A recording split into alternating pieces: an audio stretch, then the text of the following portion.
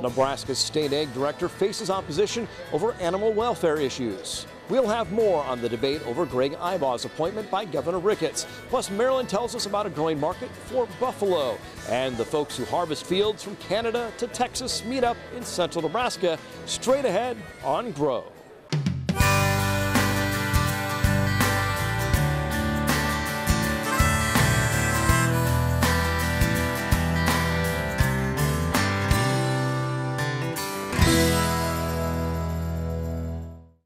Nebraska State Egg Director comes under fire. Good evening and welcome to NTV's Grow. Greg Ibaugh's reappointment becomes a political debate over animal welfare.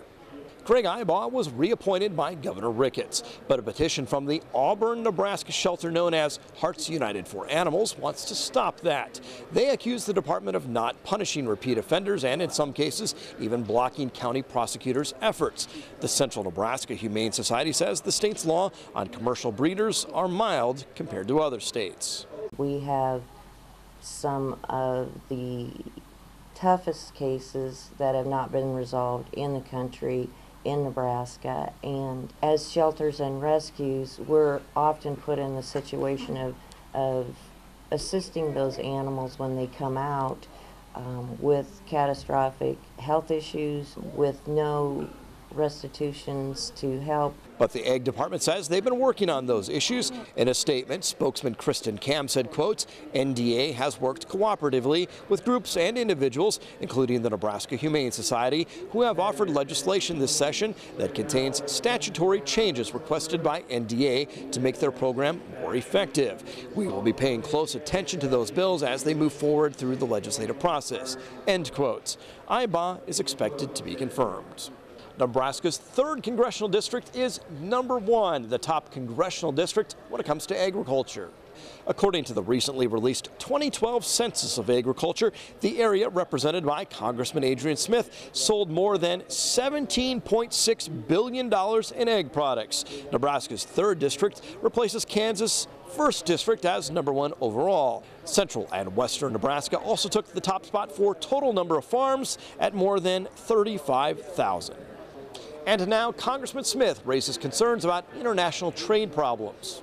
Smith says workforce disputes at West Coast ports are causing beef and pork to spoil prior to shipping. I do want to add emphasis. The concerns that are out there, especially with products such as pork and beef, that are allowed to spoil, and not just reducing the value a little bit, but eliminating the value altogether in many cases. And so I would hope that we can get these issues resolved. He also asked trade reps to step up on biotechnology issues. Nebraska's new U.S. Senator Ben Sasse will lead on a key agriculture-related subcommittee. Sasse has been named chair of the Senate Subcommittee on Livestock Marketing and Egg Security.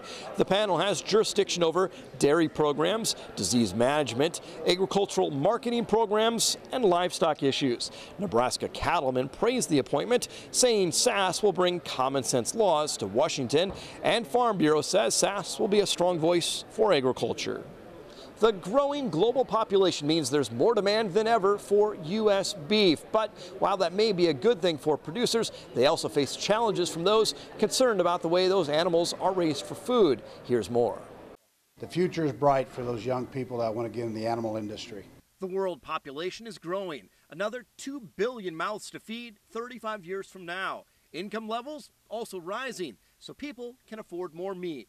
As a former ag teacher who for years tried to tell young people there's a great future in agriculture, in particular animal agriculture, I couldn't have had it any better than the way I have it right now. But as good as it looks, the head of agriculture for the University of Nebraska says that population is growing more removed from the farm and may oppose practices they don't know firsthand. When you're not in nature, and you're not every day observing nature and the way that life happens and the way life cycles happen with animal production or crop production and natural resource use that we have, it is a challenge for people to understand all of that. That's why egg leaders at UNL are sitting down with those they don't always agree with. You have to be at the table. Cattle ranchers worry they'll be more closely regulated without science to back it up. We have a lot of distractors that are against animal agriculture. The university has several projects, like the Water for Food Institute, to address challenges like climate change and sustainability. Ronnie Green says a world where most people are middle class is a world where farmers are more needed than ever. There's huge opportunity in this business, and there's huge opportunity to meet these needs, to innovate for meeting these needs. Nebraska tries to attract more dairy farmers with the promise of abundant land and water. The Nebraska Department of Agriculture estimates every dairy cow represents a $5,000 economic impact in the state. 2 California dairy farmers have moved to Nebraska in the past 4 years. The state is trying to recruit more, especially from California, where producers face drought, urban sprawl, and regulation. Something else that may be arriving on local livestock farms: bison. Our co-host Marilyn Barnett recently caught up with a buffalo producer. And Marilyn, I understand you even got to see a baby buffalo, is that right? Yes, Steve. I, of course, jumped at the opportunity to see these young calves. They're near Ravenna, and they are, of course, adorable. At least I think so. But down to business, though. This is an example of some Nebraska cattle producers diversifying and taking advantage of an opportunity to really step into the bison business. A Nebraska cattle producer feeding buffalo.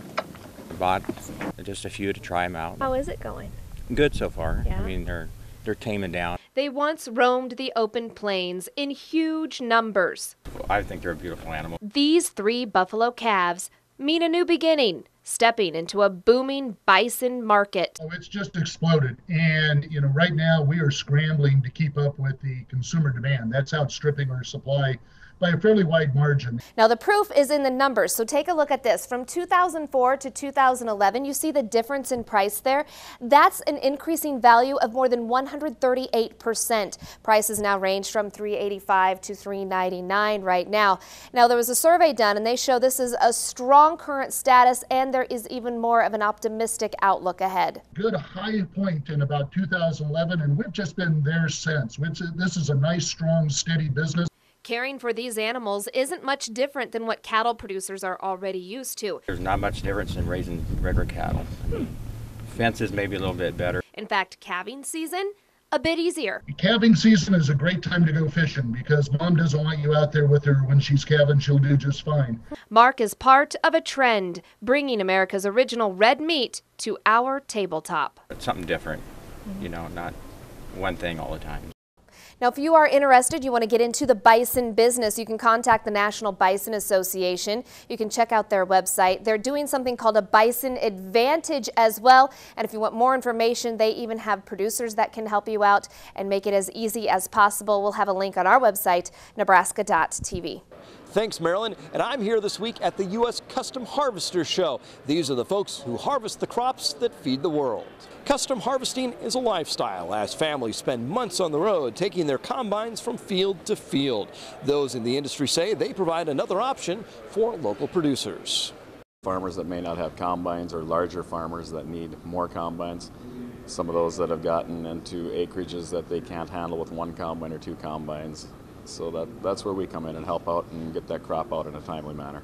The U.S. Custom Harvesters Organization works on behalf of those in the business, dealing with state and national policy issues like immigration. Custom harvesters may operate dozens of combines, and that sure gets expensive. But despite the challenges, harvesters say they love what they do. And Grand Island wants to host more conventions like this one. The harvesters say they've been well treated in Grand Island. They feel the local Convention and Visitors Bureau understands agriculture, and that's a big reason why they returned to GI after 2 years elsewhere. Plus, with the state fairgrounds, they have plenty of room. And these truly are state-of-the-art, world-class facilities. The other thing is the people. They're taken care of when they're here. They like the size of Grand Island. It's easy to get around in. There's great lodging and facilities here for them. It just adds up to people wanting to come here. Mellema says agriculture is in the community's DNA. Now some key partners are forming what they're calling the Grand Island Livestock Complex Authority. The group will work together to attract, promote, and create livestock shows. Low corn prices are a factor as hundreds of people in 2 states are out of a job.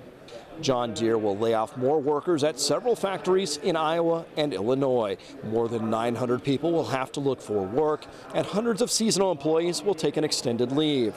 The company says it has to reduce factory workers because the market for its products are down. Tractor and combine sales are down across the industry. Grand Island's Case New Holland plant has also reduced workforce in recent months. Well, after the break, we talked with the head of agriculture for the University of Nebraska as we try to communicate an ag message in a world growing increasingly disconnected.